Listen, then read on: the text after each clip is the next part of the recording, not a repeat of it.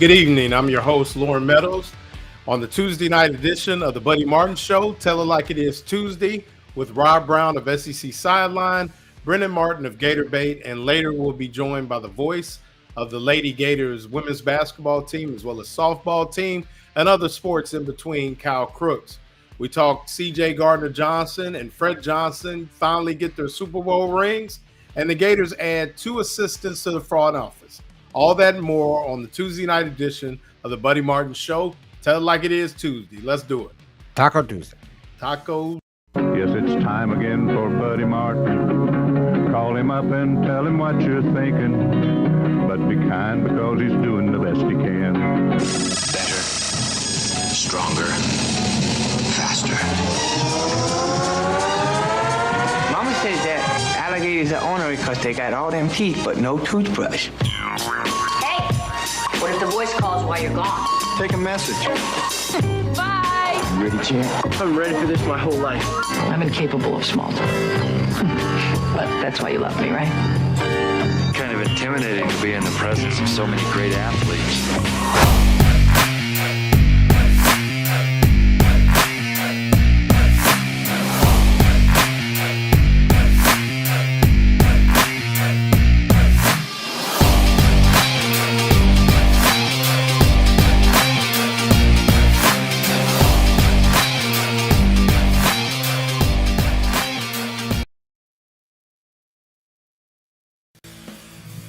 Welcome to the Tuesday night edition of the Buddy Martin Show. I'm your host, Lauren Meadows.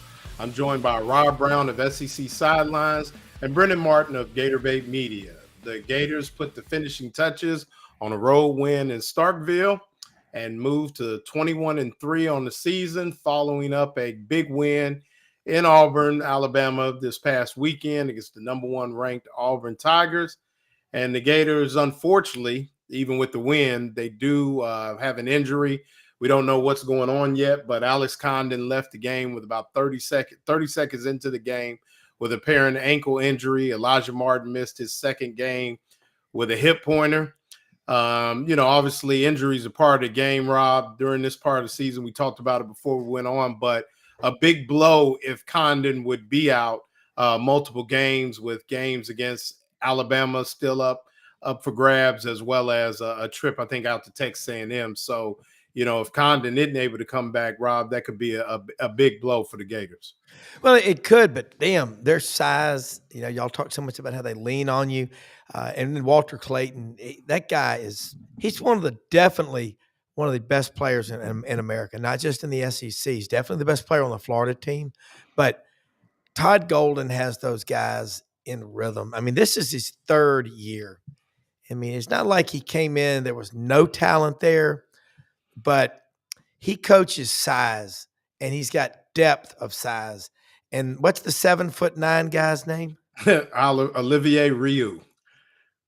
Yeah, and they also have Micah Hanglogden, who's was a starter at center, sitting out pretty much. I think he's going to sit out the rest of the season as well. Hanglogden won't come back, I don't think, but no. When you've got size like they have and athleticism with those big guys, they're not just big guys that are, stage props. They can flat out play. And when you got 7-footers that can shoot 3-pointers, that's damn scary, in my opinion. Yeah, no doubt. And we talk about how tough this SEC is.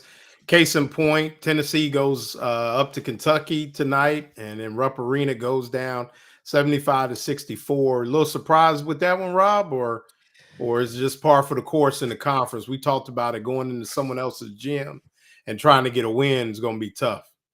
I'm not, but Tennessee's beaten Kentucky more than anybody in the SEC, I think 82 times. But they've been swept this year in Thompson Bowling Arena and tonight at Rupp Arena. Somehow Kentucky, and they're way down in the standings for the SEC, has crept back up to number 7 in the country. That is called brand preference. All right. That's Kentucky basketball. But you knew Florida was a damn good team when they went up there that first game of the year, lost by 5. And scored 100 Gators, points and lost. Yeah. You take Kentucky down to the O'Connell Dome, and that's a bloodbath. I really think it is. I think Mark Pope's done a good job coming in his first year from BYU. But, I was watching SEC Network tonight, Auburn Vanderbilt, and Ron Slay said, give me your top 5 to Damian Fishback. And he said, he had Auburn, Alabama, Florida, Tennessee, and I think Texas A&M. You just can't. Texas A&M is like that big fly that gets on your TV screen, and every time you get back under the covers in the bed or on the couch, you shoo him away. He gets right back on there. You can't kill him. You can't beat Texas A&M. The man with the 3-piece suit. I think Buzz Williams. I think he's the best coach. He gets 50 pounds out of a 10.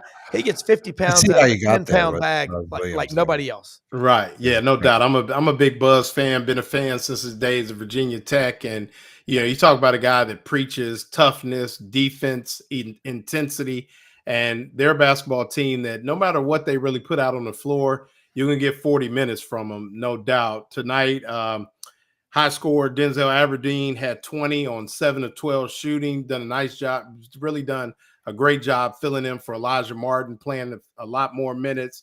Walter Clayton added 19, Will Richard with 10. And maybe the star of the show was Thomas Houck, who narrowly missed out on a triple-double tonight with 16 points, 9 rebounds, and 8 assists. So somebody that had to come in a little sooner than normal. But, you have this basketball team, and you talk about it, and now, the ability to just lean on people. You see number 7 Purdue going down at Michigan.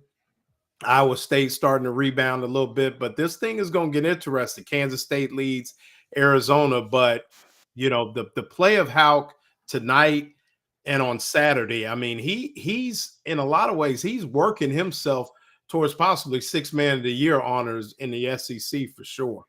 So I think that as the Gators continue to roll, they have South Carolina coming in here. I think South Carolina will be a little healthier than the first time the Gators went to Columbia. So, definitely a good showing for the Gators, not a letdown.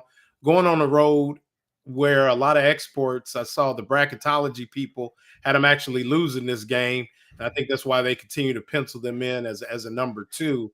But, looks like the Gators have kind of righted themselves, moved into possibly a number 1 seed, and things continue to go the way that they've been. So shout out to the Florida Gators and Ty Golden and that basketball team for sure. I'm going to be shocked if Florida loses another conference game with what they've got left. You go on the road after winning on the road for the first time in school history at number 1 Auburn, and then you turn around, you get Alex Condon hurt early in the game, and you have the composure and the toughness, the mental toughness, the discipline to pull out a win 81-68 at the Hump in Starkville. Those are telltale signs. In the stock market, you look at 200-day moving averages on how stock goes. The 200-day moving average on Florida is they're going to be a 1, at worst a 2 seed. And again, I don't ever say anything I don't mean. And I talk to a lot of people, Brendan and I do every day on the show at Sidelines in the Morning.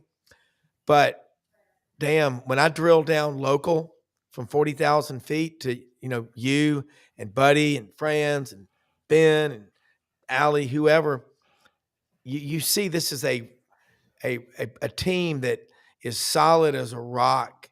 And Todd Golden has built a culture similar to what he's learned on his journey to get where he is. But in year 3, even in year 2, they played for the SEC tournament championship. Mm-hmm. Hanglotten gets hurt. I mean, Auburn won the game by a bunch, but damn, people, connect the dots. This is a special team, I think. Yeah, and I think people think so too. I mean, I think if you look the way that things are going to move forward with this basketball team, I always say you make the second weekend of the tournament, you can win the whole thing. You can go to the Final Four. I mean, it's 2 games to get to San Antonio. If you're in the Sweet 16, they're going to be playing close to home. I would assume that Tampa or Jacksonville or Orlando, somebody or even Miami has a regional site. So I haven't looked at that, but that's usually how it works out. So, they're looking at, at being in a pod that's close to home as the number 1 seed, and then they go from there. Speaking of other Gators, we had the Super Bowl on Sunday, and one of my favorites, C.J. Gardner-Johnson, safety for the Eagles, as well as Fred Johnson, who's a reserve offensive lineman, both won their first Super Bowl rings. Dale Petty Johnson, a fan of the show, great family, the Johnson family, just a great story, and how far CJ came during his time here in Florida. But definitely good to see those guys get out and get that Super Bowl win, get that ring. CJ's been on some really good football teams since he's been in the NFL, but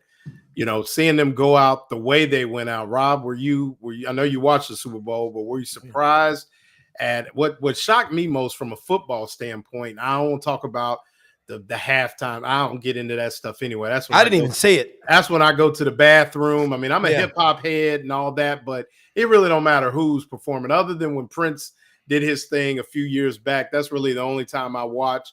Wouldn't you love to have him back? Yes, yeah, big time. And my wife in the other room would big time. She's got a couple Prince tattoos, but no, for real. So, but were you surprised to see how physically dominant that the front four of the Eagles were? I mean, just the ability. I mean, from an X and O standpoint, the ability to get that kind of pressure on Mahomes with just 4 guys. I mean, it was unbelievable. Well, Ellis Johnson talked about it yesterday with us. Jordan Davis Hill, 24/7 Sports, covers Georgia this morning. A couple of things. They didn't have to blitz. They just put the pressure on them. And you've got 5 guys from Georgia starting on that defense. Jalen Carter, Jordan Davis. Nakobe Dean is a starter, but now he's hurt. Mm-hmm. But on top of that, trivia question that Brendan and I know the answer, so we're not going to cheat. But it was asked to us this morning by Jordan Davis Hill on the combined rosters of the Philadelphia Eagles and the Kansas City Chiefs, how many SEC players were in the Super Bowl? Let's give that to we'll give that to our listeners. We got some listeners that like trivia, so you continue on, and we'll see if somebody comes with the answer. My money's on Dan Bond, but let's see how it works out. No Googling, please. No Googling. He'll probably know right away. I was at the softball game earlier, and I asked him when was the last time Florida hit 2 grand slams in the same game, and he came with it pretty quick. So I don't know if he looked it up, but he was on top of it for sure. Yeah, but I'm not surprised by that domination. Nick Sirianni, the coach, and his agents from Memphis, Clint Dowdle, good guy. I've talked to him a good bit. I'm trying to get him to come on the show, and I think he's had to wait a little over a year for the non-compete stuff because he represents some coaches like Marcus Freeman at Notre Dame, Mike Norvell at Florida State, and Nick Sirianni. Last year when they were 10-1, and then they lost like the last 5 or 6 games, counting their playoff game, people were ready to run him out of town. But that's life in Philadelphia. They booed Santa Claus. Thank God Mother Teresa never showed up. But I mean, it's a rough. But they're loyal fans. They are loyal, and I tell you, a guy that Jalen Hurts. I said it a long time ago. I said he'll be a quarterback in the NFL because he loves it when people tell him he can't do something. Treat the word impossible as motivation in life, and you'll go a lot of places. I think Jalen Hurts, he was good at Alabama, but he took that next level with Lincoln Riley that 1 year at Oklahoma. It's amazing how many Alabama fans were ready for him to leave. Now they can't claim him enough. But Saquon Barkley, what a running back. Yeah. There's and good so group many of receivers too. I mean, A.J. Brown. Brown and Smith. I mean, there's some guys that can flat out go. Devontae Smith, first guy. This was wild. First Alabama player to score a touchdown in the Super Bowl. I was like, that can't be that true. right? Yeah. Ozzie Newsome didn't score. He didn't make the Super Bowl. I didn't think he did. Yeah. Had a Colbert County High Yeah. County high school league. Well, I was thinking I wasn't really, I was a young, but I wasn't even born, I don't think, but I was thinking like Kenny Stabler. Well, I guess I was Kenny Stabler on a quarterback sneak or Maybe. something. I mean, yeah, but no, they said that somebody fact check me on it. I'm almost sure that that's what they said. First Alabama player to score. And then obviously Smith joins the crew of guys to win the Heisman, win a national title, and win a Super Bowl. So, in that mix as well, I think there's only like 4 total, and he might be the 4th. So, but I think first Alabama guy to score in the Super Bowl. Somebody fact check me, but I'm almost positive. Before we get to Meldon Law, here's some answers. We got 11 and 13. What we got? 11. 11 was a guess. 2 guys, Dan Bond and Robert Turner at 11. Wally Gator said 13. What we got? How many people? You want to hear the number? Yeah, give us a number. 33. Wow. 33. 33. Yeah. Speaks to the dominance for sure. Interesting, real quick. A couple of weeks ago, I had 3 of my friends, Alabama guys. They're still good people. Took them duck hunting up here at the farm. And afterwards, one of them is an attorney. He's a lobbyist in Montgomery. He's on the speakerphone there. It's Major Ogilvy, former Alabama football player. And it was pretty funny. Major was talking about all of his cousins and his family. I never knew this. They're all Tennessee fans. Major was from Mountain Brook, of course, played at Alabama. But one of the guys there, Major Fusel, was like, I was named after you. And Major, I know more dogs and people named Major after that. I got a wild Peyton Manning story one day. I'll share it. We got to keep moving, but about somebody being named after somebody is actually kind of messed up. But Meldon Law, the only official law firm partner of the Florida Gators. Meldon Law, we won't back down. We've mentioned a lot of times, obviously they're there for your law needs, personal injury, things such as that.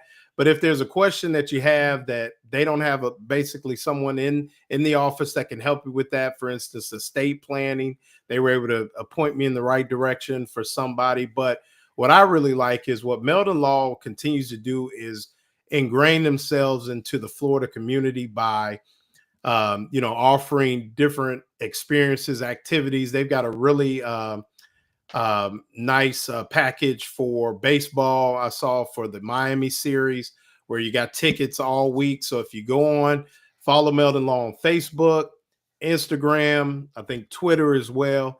And they have all these things available for you. So experiences. My wife and I got to take part in one of those experiences for the Texas game with Mr. Meldon and his wife. So really nice. But personal injury, criminal defense, and other resources for the Gainesville and surrounding communities. Meldon Law, we won't back down. Now, before we bring in Kyle Crooks, I want to talk about Florida Gators actually add 2 people to the front office. And I want to really get your thoughts on this, Rob, and Brendan as well. Nick Polk will be added as assistant athletic director, football general manager. And Nick spent time with the Atlanta Falcons, NFL Europe, and spent 13 seasons as a college coach. And then Benjamin Eisner, I think I'm saying that right, will be director of football strategy.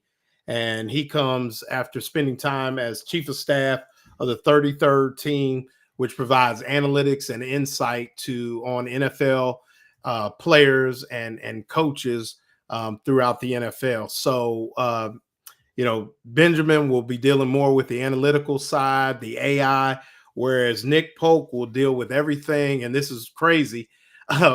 Salary cap per se, roster development, roster organization, NIL money, and obviously all things branding that deal with football. And it's kind of interesting. I mean, now AI. AI. Yes, we're having. We're getting to all these issues now that, we saw Andrew Luck be hired as basically president of football operations there at Stanford. I've talked to many people that see this college football thing, Rob, going to the NFL model where you do have a general manager and the general managers picking the team and really, helping the coaches develop the team and put it together. But the one thing that I throw caution to, I have a couple people tell me that the GM should be the one that picks the assistant coaches, like the NFL. And to me, I think that's when we really start to lose because, let's face it, guys do hire their buddies. They do hire guys that they've known, that they played college ball with and grew up in the coaching profession with. And I think when you have somebody come in and they say, well, this is the way you're going to do it, and that coach, becomes helpless in a lot of ways, I'm not sure that's the model. But, with all these guys being added to these quote unquote front offices, it seems to be just the landscape changing as a whole, wouldn't you think? I definitely agree. I don't know either of these two guys, but you better get it right with your general manager, because I met several of them from Ole Miss and the GM for Alabama this fall. And like they say, they generally manage everybody. Okay. Got to get that right. I don't like the idea of a GM picking the coach. Also don't like the president of a school picking a coach. I like people that know football picking the coach. And you pick the best coach blindfolded. Hey, can you do this? Can you do that? What's your track record? As far as the AI, I mean, I defer to Brendan on that, because if you don't get that right, you're going to fall even further behind. It's like the NIL slush fund. You got to have that. Now, I do think that's got a shelf life, and it's going to be sooner than you think that something's going to blow up so bad, and it already is, that we'll fix it. It'll just fix itself. But Billy Napier got a hell of a lot of people around him. He's got to get it right. Yeah, no doubt. Enlighten us a little bit, Brendan, before we go to our next sponsor on the AI. What you're the expert on that thing. Where does that fit? Enlighten the listeners on where that fits into this evolving football space. Where is it beneficial, and maybe even what could be some setbacks with it as we move forward? I think the best way to describe it is it's because like it is in sports, it's just going to start replacing redundancies initially in the coaching staff. We see a lot of analytics people or analysts in the booth now. I think we'll see a lot less of that, and we're going to see a lot, potentially more people that are AI prompting specialists and people who understand more so how AI works, as far as just grinding in and data out. I think that's the initial jumping off point. And like we learned at the ESPN, it's not ESPN's, but it was at SEC Media Days. Had an AI in sports thing at the end there the last day. They were just talking a lot about just, clean data in and clean data out in sports is a great, sort of way to utilize AI that way, because, you're always constantly tracking, individual player movements, not to mention, obviously, the analytics of a game. We can, fill in the blanks. Right. But the bigger movements and one of the sort of the, funny, not funny, or sort of, I guess, sort of, I guess future AI in sports is, are we going to get biometric readouts of these other, players while they're on the field? Will we know when a guy or a gal is gassed? What's the strategy on 3rd and 1 in the rain? How does this guy play? What's his heartbeat at? Are we going to get these bio readouts? And now that we really sort of weaponize everything with this quantum computer chip that we've got online with, Willow and Google, sort of the sky is the limit. And a lot of this, because now we are, I guess, supercharging AI to the point where now we have the ability to compute all this data at once. So what something took septillion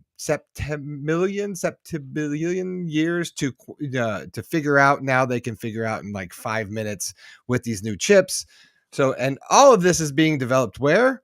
At the universities of Auburn, at the University of Florida, and all the places, in a lot of places in the SEC. So obviously in your backyard, you have the ability to test a lot of these things. So we say we're going to see a massive development in the next 2 to 5 years, in the next 10 years. I think somebody said the the athletes should get something 20% better because of AI and development of all this stuff. So Wow. I know that's a really big, splash, but AI literally is developing as we speak. So. Right. Well, speaking of technology, Titan MRI is Gainesville's most, we're not going to say newest anymore, but let's say most diverse and Well, they have the newer growing MRI facility serving Gainesville and Lake City. I think they're going to be moving possibly south into Ocala under new management. But, big thing is no insurance, no appointment needed.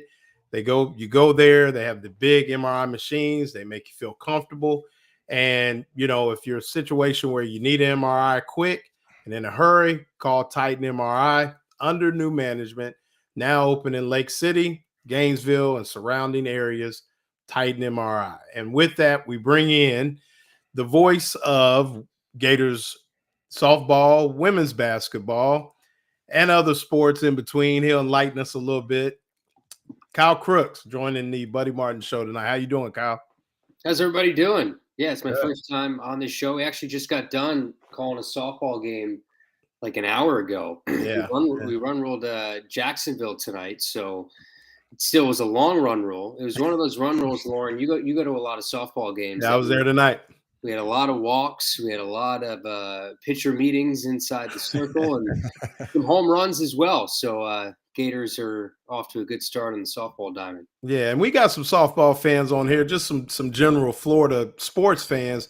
So let's stick with softball. You were there in Tampa. I was there. We saw a couple big wins against a ranked team like Michigan, a run-ruled South Florida, and then kind of, went to work on Illinois State and Georgia Southern as well. But we saw, 12 homers by 7 different players and just the amount of bombs being hit by the team. And, a lot of people think this could be Tim Walton's best team that he's ever had at Florida. I think the pitching, still may need to come along. But as far as the bats are concerned, they seem to be in the right place. I mean, what did you see standing up there in the booth and going through things? I mean, where is this team?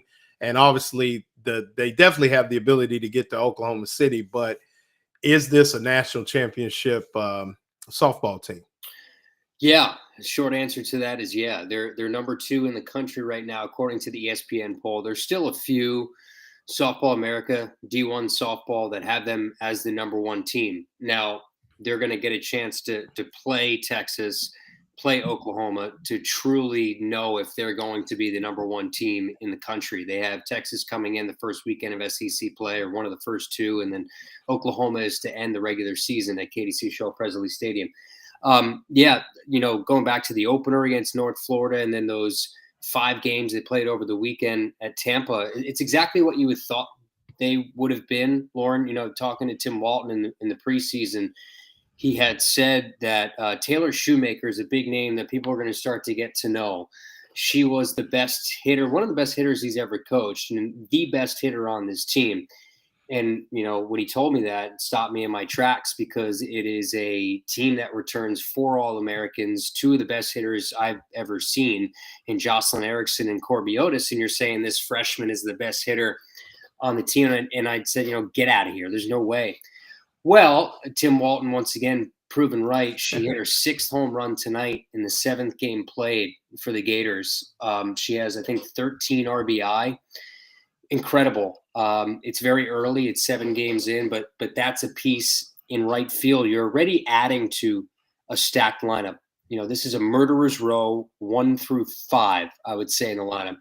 Now, all of a sudden, Lauren, you add a player like Mia Williams at second base, who's the daughter of Jason Williams, a Gator great. Didn't have a great year last year. Hit, I think, 164 or whatever. Had her moments. And this year, she's been the second best hitter on the team behind Taylor Shoemaker. Riley Holtorf, their new shortstop, hit a grand slam tonight. Kenley Cahalan was one of the 3 best hitters in Tampa. There's like players outside of the core that they bring back that are sensational. I think the only thing that could, for now, it's early, that could keep them from being a national champion would be that who's behind Keegan Rothrock. Keegan Rothrock led the country in innings, shutouts, complete games, a lot of different categories as a freshman. But you need more than one pitcher, and we saw that last year when Keegan ran out of gas in that second game against Oklahoma. Kara Hammock pitched tonight. Ava Brown's look really good. Caitlin Oxley, I think, will be a huge key, and she'll probably be back late February, early March into the rotation. That will certainly try to balance things out, I think, behind Keegan Rothrock. And now offensively, they're good enough. Can the pitching behind Keegan be good enough to win a national title? All right. And Rob, you guys down at Auburn, you ushered in a new era in softball this year. Have they been talking about the new group there? They had a decent weekend this past weekend. I think fared a little better than people thought they were. But what's the word with Texas and Oklahoma coming into the league? What are the people? I mean, they like their softball at Auburn as well. I mean, what's the thought process there on the Plains as well? You muted, Rob. You're muted. You better be as good as the Gators or the Sooners or Texas, because you basically brought sand to the beach when you brought those two into the league, and it's just going to make it tougher. But it also, the signal, it's out there to everybody else in the league. You better up your game. That's what happened in SEC men's basketball. SEC softball is the equivalent of SEC men's basketball, and the women's basketball is really good. But that's how good it is. I absolutely just was glued to the TV when Auburn had a really good run a few years ago with the Myers and his son, and then that didn't end well. But I mean, everybody was watching those games. Softball is so much fun. It is faster paced than baseball, and it's, as far as the spectator sport, it is great to take people and go to those games. I love it. And I think the competitiveness of SEC softball, I don't think there's another league like it in the country. Kyle, you see it, Lauren, you see it a lot more than I do, but used to be a West Coast game. Now it's a Southeastern Conference game. Yeah, I mean, I think that, it's definitely the best. We actually, and Kyle, you could answer this. I guess my question, I asked somebody this at Michigan, and they kind of took it back a little bit. Who is the team outside of the SEC that could be standing at the end in Oklahoma City? Is there one? Probably Oklahoma State, maybe. And I haven't gone into them a whole lot. Kenny Gajewski it's a team that's always there. They always have a really good lineup, pretty solid pitching staff, but you're looking at 15 teams, because Vanderbilt doesn't have a softball team, 15 teams in the league. I think 12 of them are ranked right now in the top 25. That's a great point. It's exactly like the way men's basketball is right now, the way that they have put so much money into I mean, Lauren, you're at the games and you're at the facility, and you see how nice that place is and the amount of money that they put into that ballpark and put into the uniforms and the fan experience. It's just a different game now. And the SEC is right in front and center with making sure that softball is premier in the country. I honestly don't think, I would be shocked with the addition of Texas and Oklahoma. You're eliminating the options here of how many teams outside the SEC can actually win a title. Right. Well, the Michigan people said Nebraska, maybe. Oh, Jordy Ball. They got Jordy Ball, but that's not going to win you a national. Texas Tech, maybe. Nyjah Kennedy. They actually played each other. Nyjah and Jordy played each other, and I believe Nyjah hit a home run off of Jordy Ball. Those are two really great pitchers. Are they two really great teams? I don't know that. I don't know. The answer is yes to that. Right. And we see Ava Brown.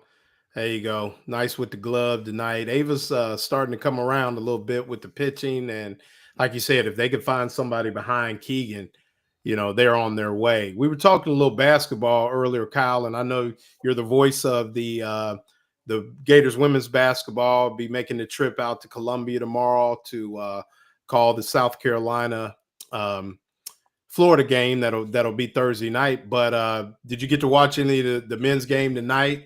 And obviously you saw the game on Saturday. We've been talking about that, but just from the standpoint of somebody who watches the games and it goes to practice and really sees the way that this team has been developed. I mean, what are your thoughts on this men's basketball team?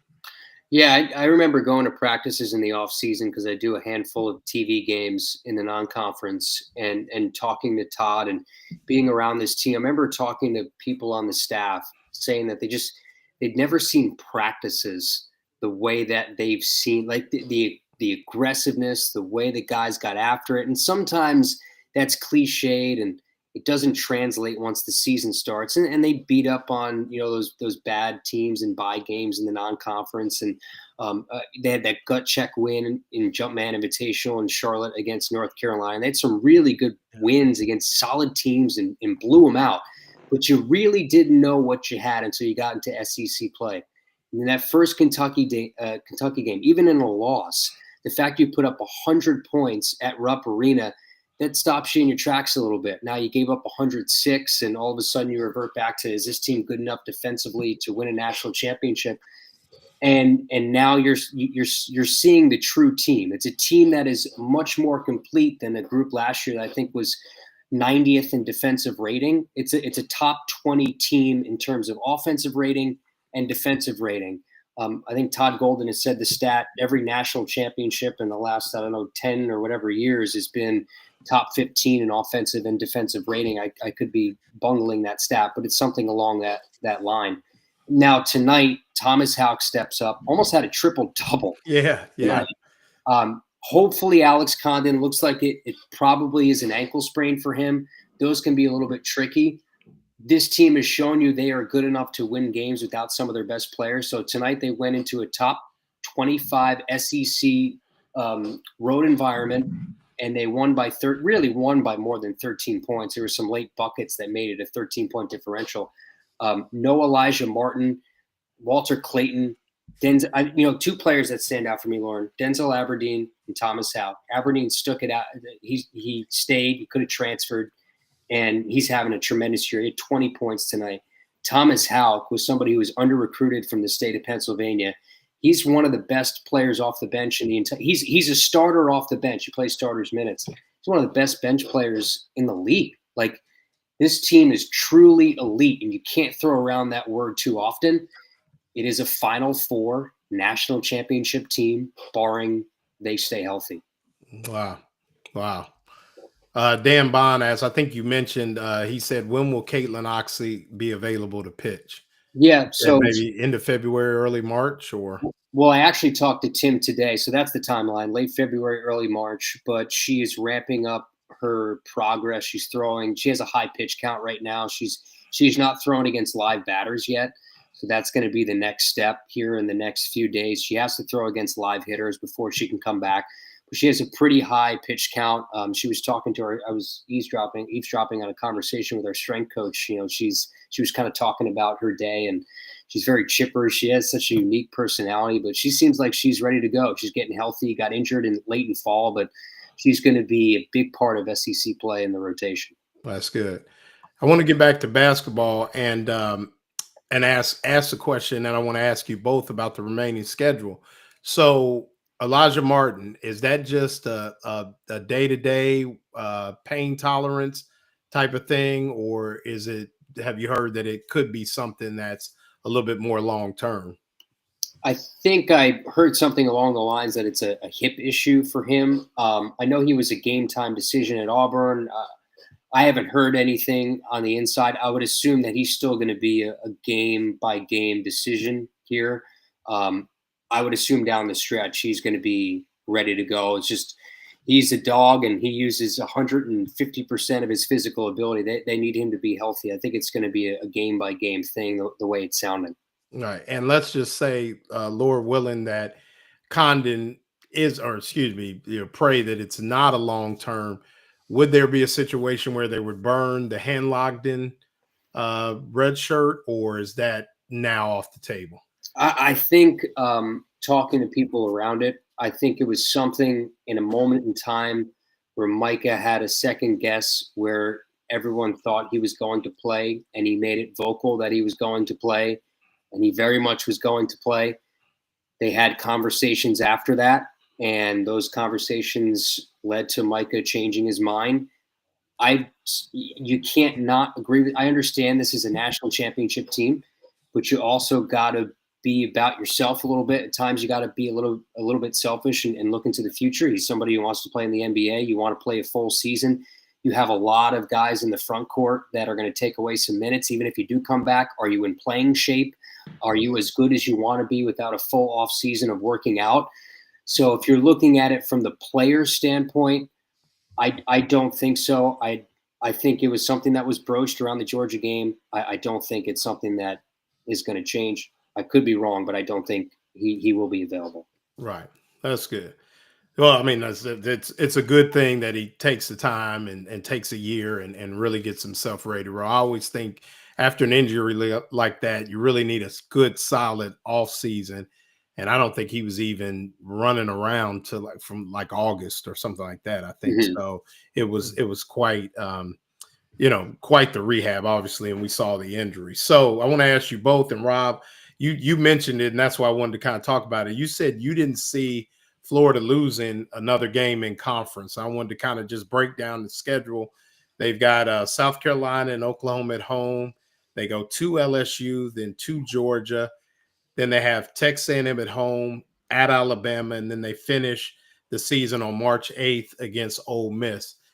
Based on that, Rob, are you saying that you're even calling the win in Tuscaloosa, or they might lose one? Because I as crazy as it sounds, I felt like the SEC championship this year would be 14-4.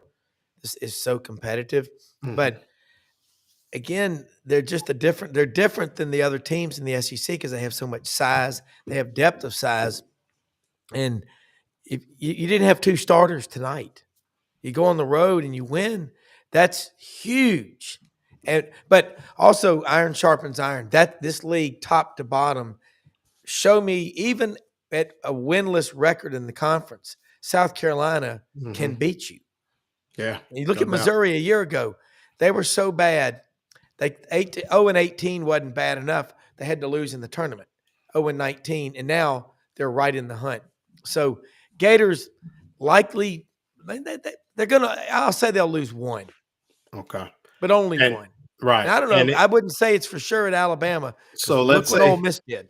Well, that's true. So they're not going to go to Coleman Coliseum and lose. Kyle, where could that hiccup be? Because it would probably have to be a home game, maybe. But I could see Ole Miss. Ole Miss at the end of the year. I mean, Ole Miss that's a really darn good team. Really can come anywhere, Lauren. I mean, would you be? I mean, the only ones I'd be shocked. I mean, South Carolina hadn't beat on the road, but I'd be shocked if they came here and won on Saturday night. I would be shocked if LSU beat them, even though that's a road game. Would I be shocked if Georgia beat them? No. The whole Mike White deal, and they want to get him back. They blew him out. Would I be shocked if there's nobody here besides maybe LSU and South Carolina that would shock me. They lost to Missouri. They lost to Missouri on their home floor. You can run into any team on any given night that hits 12 threes. You can't hit the side of a barn, and you have a few injuries or people in foul trouble. For me, nothing shocks me. Like that's this league. Nothing at all would shock me in the next few weeks about SEC play and what that final record might be. Now, does that change our thoughts of them being a Final Four team or a national championship team if they have a hiccup against A&M or Georgia? No, that's just the grind of a season to me. All right, and let me ask this, and this is something I would say if you ask me, I'm a winner. Do we subscribe to the fact that it's better? People say it's better to put out of the SEC tournament or your conference tournament if you're solidly in, and then get back and kind of lick your wounds and then get ready for that Thursday game that you're going to be playing in front of a pro crowd, so to speak? Or are you guys, the model like the second national championship team had at Florida, where you win everything and you just keep rolling? What's you guys' thoughts on that? Because I've heard different people say different things. I mean, what's your thoughts on that, Rob? Players play, and I want to be the first one out of bed in the morning with my wife. You cannot say it's okay to lose. and to half-ass something. You can't say it, but you also have to be good about the workout's important, but the rest and recovery is equally important. So, pace yourself, but you can't go in there and say it's okay to lose, because that'll carry over and get you again. So I say you go in there, you always want to have that competitive spirit and never park it on the side of the road and say, we're going to use it here, but not there. That doesn't work. Yeah, I agree. Kyle, your thoughts? Yeah, I mean, and I've heard, I think it might have been Jay Billis said it or somebody else pretty high up, but winning the SEC tournament this year is probably going to be harder than winning the NCAA tournament. That's what he said. And I don't know if that's necessarily true, but it just goes to the effect of the grind that you would have to go through if you win that tournament. Yeah, I subscribe to the same theory. Look, you want to go and you want to be as hot as possible. You'll have time off before the NCAA tournament, a few days to get recharged up and go into the NCAA tournament. You want to win it all. Now, is it the worst thing if you're flat and you go one and done? And maybe now, too, it depending on where you are, and if you stumble a little bit here, it could be the difference between a 1 or a 2 seed, a 2 or a 3 seed. So you got to think seed lines when, depending on how the rest of these games go, that also is dependent on how important the SEC tournament is going to be as well. Right. And someone asked, how bad is a Condon injury? Ankles are tough, and he probably won't be reevaluated. I mean, they'll put it on ice tonight, and maybe, that's all you can really do with it, because you really can't evaluate it, in my experience, till the swelling goes down. And until then, let's say, okay, Break has a right ankle sprain, tested negative for x-rays. So with that, that's according to Zach Alberverdi.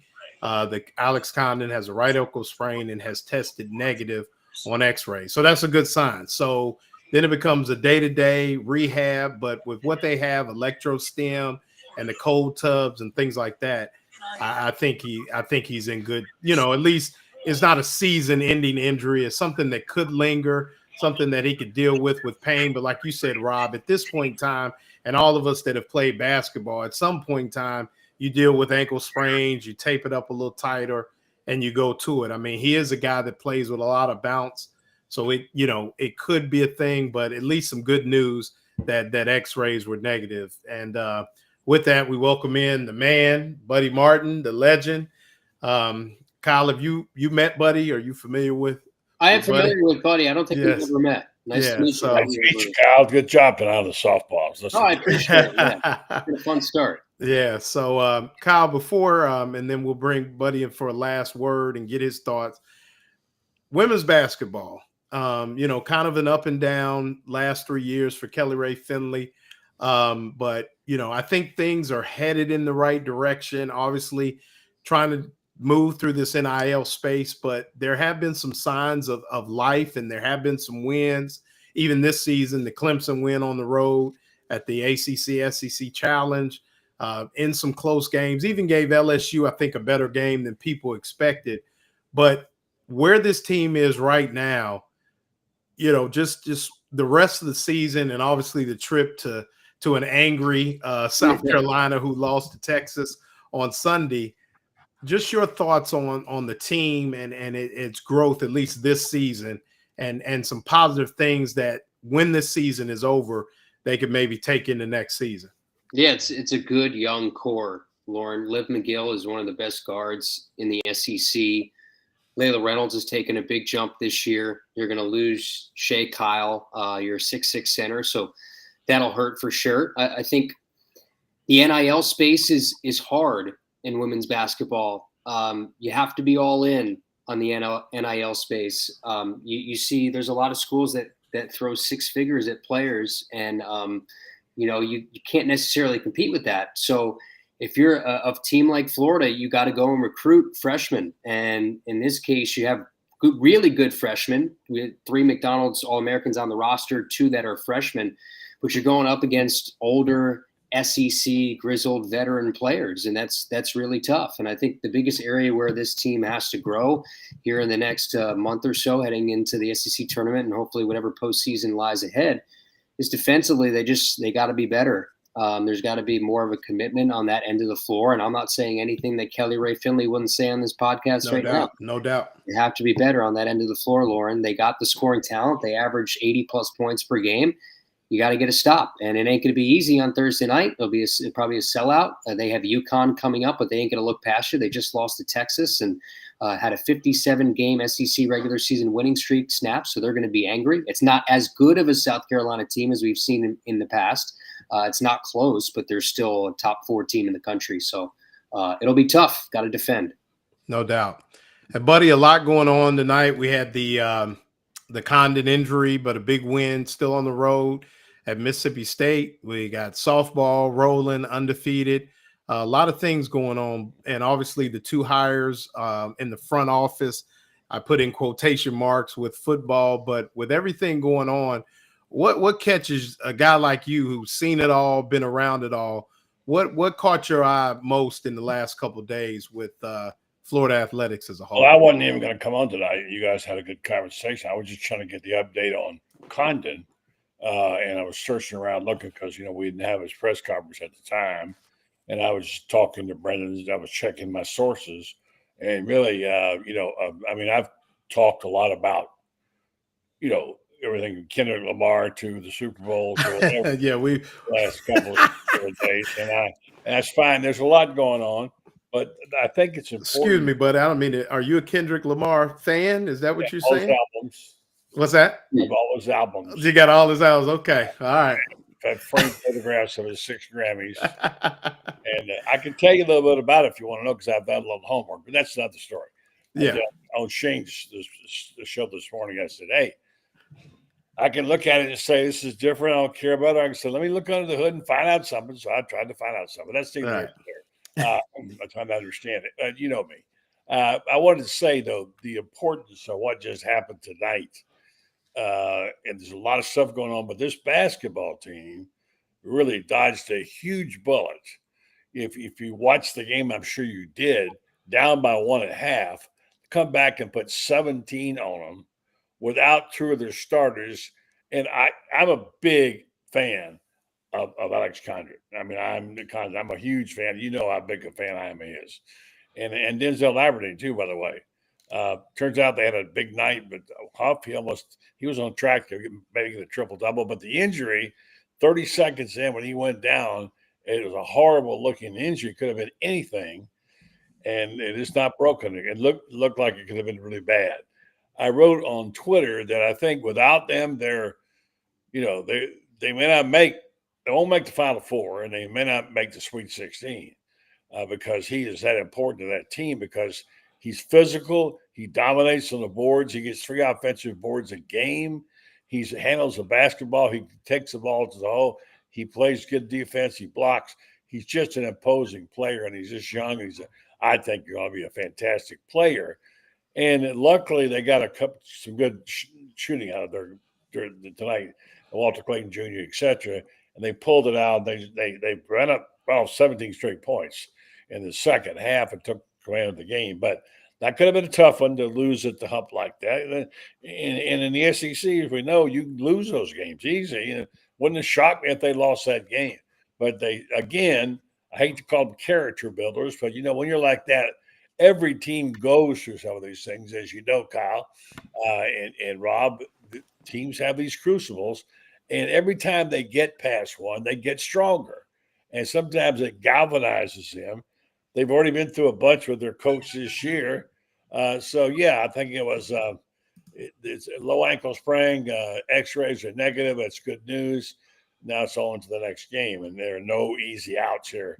This is a fun team to watch. I loved watching them play, but being without Elijah Martin and Alex Condon tonight could have been very scary. And and before we close out, I want to ask the group one more question, and then we'll close out, and everybody can kind of tell us what we're going to be doing the next couple of days. But could we see an all SEC Final Four? We'll start with you, Rob. I don't think it's going to happen. We saw that one in '85, Villanova, Georgetown, and St. John's. Mm-hmm. And that was such a rarity. I think 55-51, whatever Villanova beat Georgetown.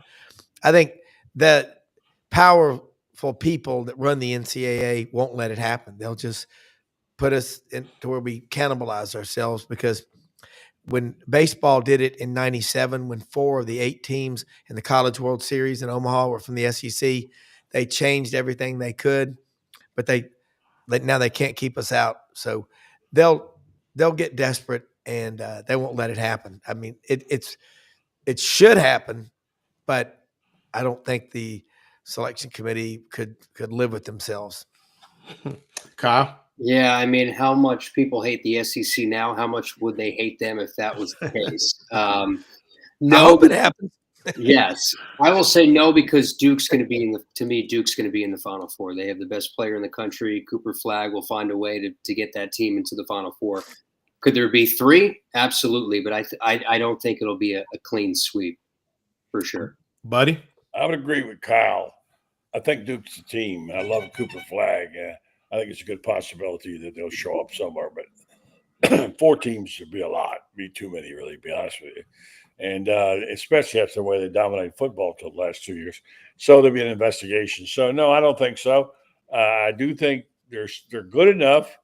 But, when you get down to those final 6 games, the big push, it's all about sustaining consistency, injuries, and good luck. You have to have a little bit of luck, too. So I think 2, very likely 2, either Auburn, Alabama, and Florida, perhaps. And we'll see who else emerges. All right, Kyle, tell our listeners that are new to meeting Kyle Crooks, everything you got going on and where they can listen to you. If you have a radio or a television or a phone, What's a radio? What does that look like? Yeah, people don't listen to radios anymore, buddy. They don't hold them. So tomorrow we travel to South Carolina. Friday we have a doubleheader softball. Saturday we have a doubleheader softball. Sunday we have women's basketball on television. So we have I think 7 or 8 games coming up in the next 4 days. So it should be a lot of fun. Tune in, ESPN Gainesville, SEC Plus, wherever the Gators are. Good chance I'll be there. All right, Rob, who you got on tomorrow?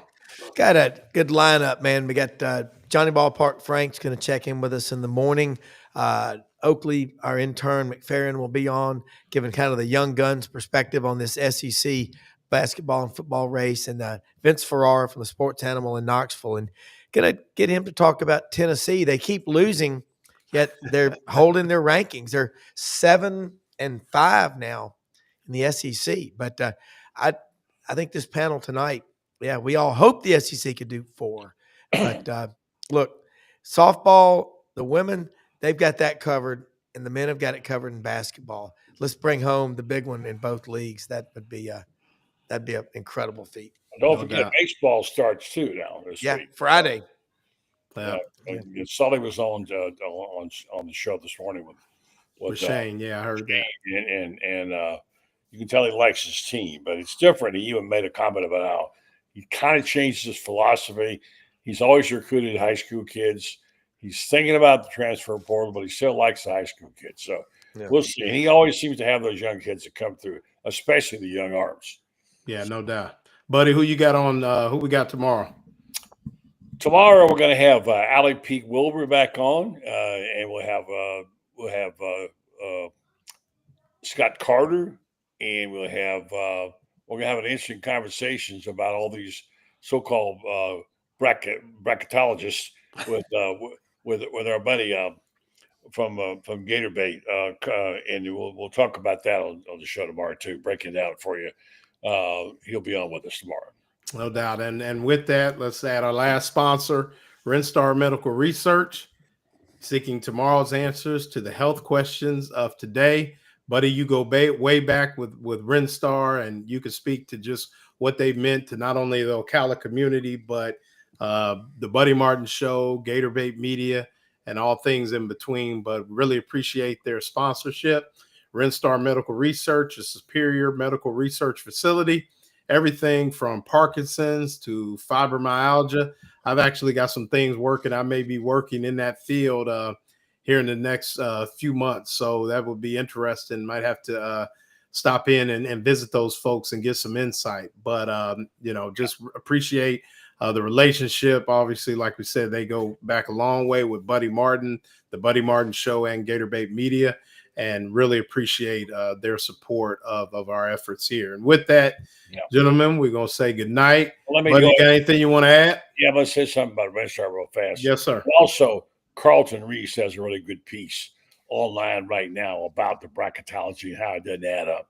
I'm beginning to, because I've concluded they don't watch the games. These guys. That's what it is. Carlton's piece on right now. Yeah, I want to be sure to say that Red Star has been a great supporter of this program.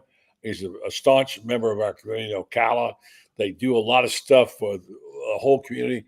Scott Brantley's wife, Mary Brantley, is a terrific job. And, of course, our friends Joe Sorrentino, father of Joey, the football player. So they're great people. They're looking for people to join up on their clinical trials. If you're so interested, you can get compensated with time and travel. Go to redstar.net and look it up.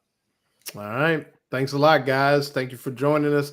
Kyle, appreciate you coming on tonight. Rob, my co-host, basically every Tuesday we rock it out. My mentor, Buddy Martin, you already know, but appreciate you guys coming on, and thank you for joining us.